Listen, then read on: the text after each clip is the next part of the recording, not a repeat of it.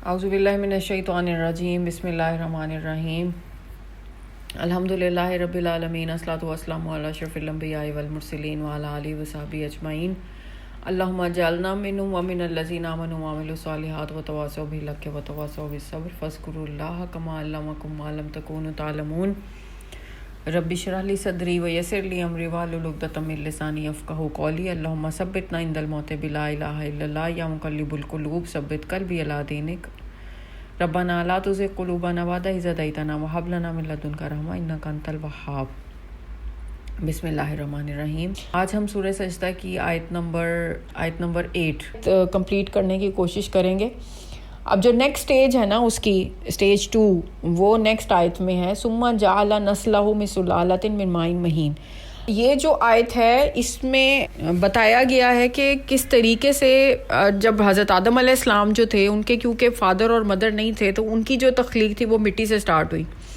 अब जो आगे जो उनके बच्चे या आगे फर्दर जो नस्ल चलनी थी, उनको किस तरीके से पैदा किया। सुम्मा का मतलब कि फिर नेक्स्ट स्टेज में क्या हुआ, जो उसका नेक्स्ट स्टेप है या नेक्स्ट स्टेज है, उसमें क्या किया।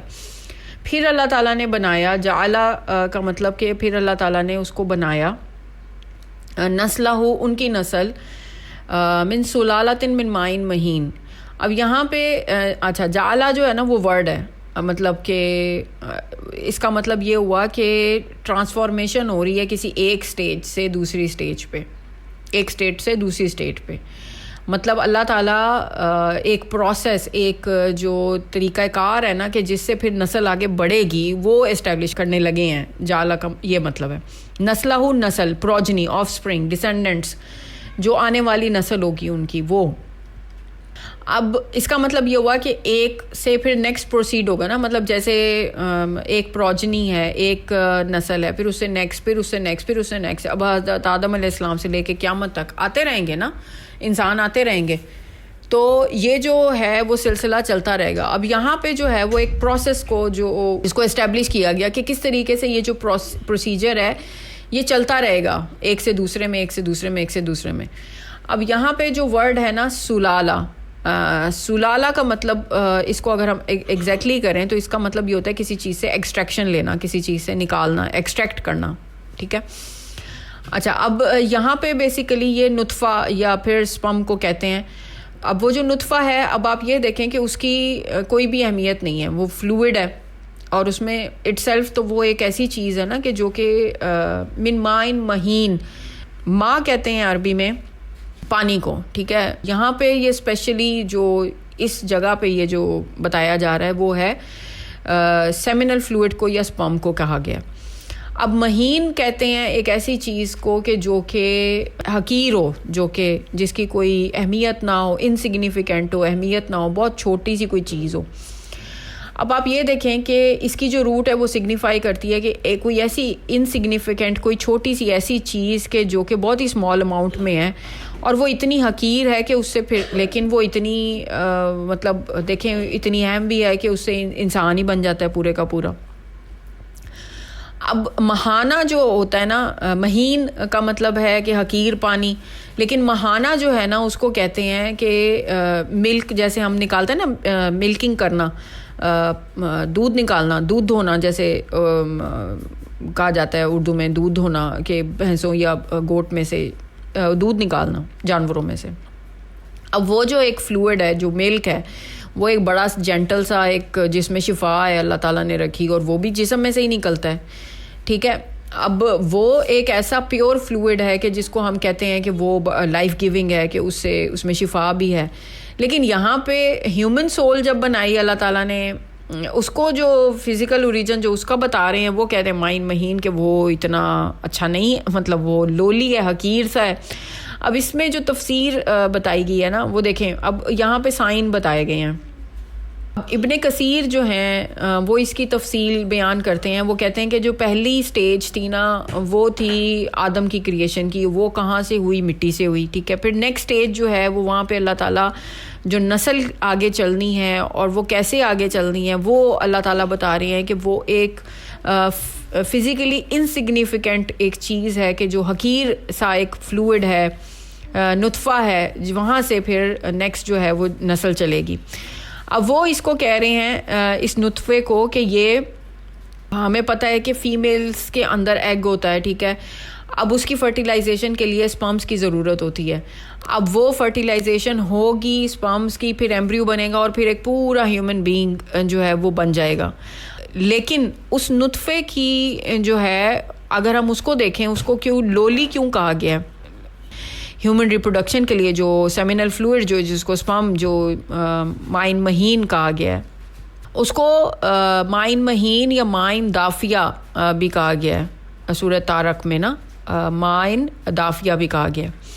اچھا, اب یہ جو ہے اگر اس کی کمپوزیشن دیکھی جائے نا, اس کو جب ہم لیب میں اگر ٹیسٹ بھی کروایا جائے تو اس کی موسٹلی جو کمپوزیشن ہوتی ہے وہ واٹر ہی ہوتا ہے, پانی ہوتا ہے, ٹھیک ہے, اور اس میں باقی جو ہوتے ہیں نا کچھ پرسنٹیج جو ہے وہ اسپرمس کی ہوتی ہے. وہ جو اسپرمز ہوتے ہیں وہ رسپانسبل ہوتے ہیں فرٹیلائزیشن کے لیے, اور واٹر جو ہے وہ سورس, جیسے زمین پہ سورس آف لائف جو ہے وہ واٹر ہے, اسی طریقے سے نسل بڑھانے کے لیے بھی جو فزیکل سورس ہے وہ واٹر ہے, ٹھیک ہے.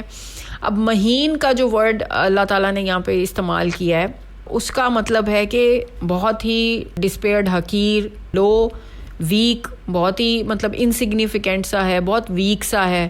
اتنی انسگنیفیکینس ہے کہ اگر وہ کپڑوں کے بھی اوپر لگا ہوا ہو, اس ڈراپ میں تو خود اٹ سیلف کوئی پاور نہیں ہے نا, کوئی ایبلٹی نہیں ہے کہ وہ کسی اسپیسیفک انوائرمنٹ میں سسٹین کر سکے, اور وہ بہت ہی ویک ہے. اب وہ اتنا انسگنیفیکینٹ یا اتنا حقیر ہے کہ اگر کسی کی باڈی پہ لگ جائے, کسی کے کپڑوں پہ لگ جائے, تو وہ ڈسکسٹنگ علامت ہے. مطلب آپ کو غسل آپ کے اوپر واجب ہو جاتا ہے, یا آپ کو کپڑے چینج کرنے پڑتے ہیں. آپ اتنی پرائڈ جو لے رہے ہیں, ہم سب کا جو اوریجن ہے وہ تو وہی ہے نا. مطلب یہ جو آپ بایولوجیکل, اگر ہم اوریجن کی بات کریں, اپنے بایولوجیکل اوریجن کے بارے میں دیکھیں, تو ہمارے اندر یہ جو پرائڈ یا ایروگینس یا جی میں یہ ہوں, میں وہ ہوں, وہ کیوں ہم فیل کرتے ہیں؟ ہم سب کا اوریجن تو سیم ہی ہے نا. حضرت آدم علیہ السلام ٹھیک ہے وہ مٹی سے بنائے گئے تھے, لیکن اس کے بعد باقی سارے تو مائن مہین سے ہی بنے ہیں نا. تو پھر ہم کیوں اتنی ایروگینس میں مبتلا ہیں؟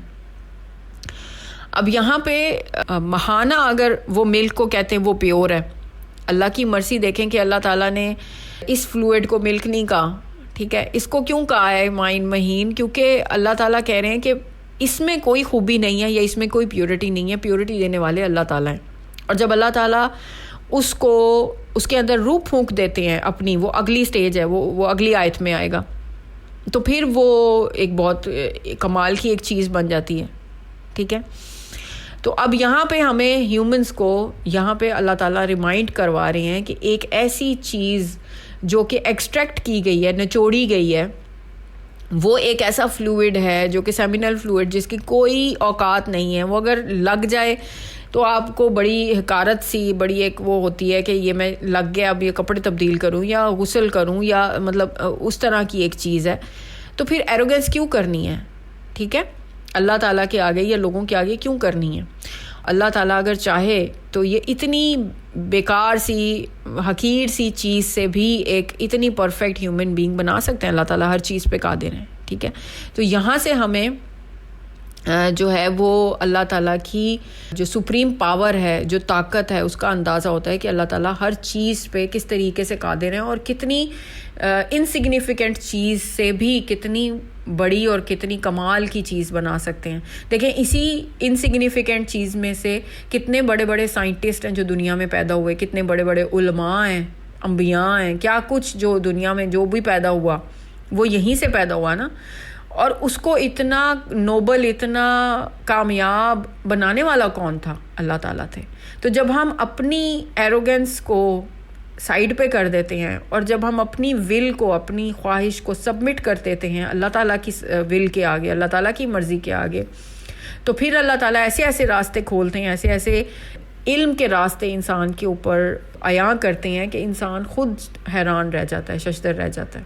تو اللہ کرے کہ اس طریقے سے اللہ تعالیٰ ہمیں علم کا اور ہدایت کے میکسیمم دروازے ہیں ہمارے سامنے کھولے, اور ہمیں ان آیات میں سے میکسیمم ہدایت مل سکے. اور اگر ہمارے اندر ذرا سی بھی ایروگینس یا ذرا سی بھی برتری ہے تو وہ اللہ تعالیٰ ہمیں نکال دیں, کیونکہ at the end of the day ہم سب نکلے تو اس نطفے میں سے ہی ہوئے ہیں نا. تو بارک اللہ لی ولکم فی القرآن الحکیم و نفعنی و ایاکم بالآیات و ذکر الحکیم. اگر کوئی کویشچن ہے آپ سب کا ان آیات سے متعلق تو مجھ سے پوچھ لیں.